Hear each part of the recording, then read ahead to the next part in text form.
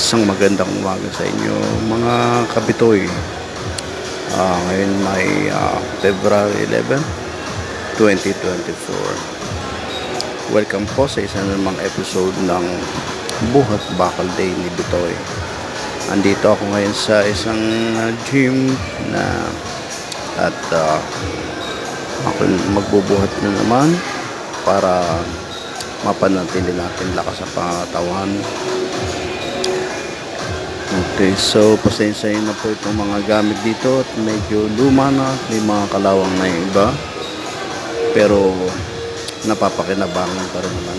Actually wala naman niya sa luma o bagong gamit, ang mahalaga ito ay gumagana at napapakinabangan.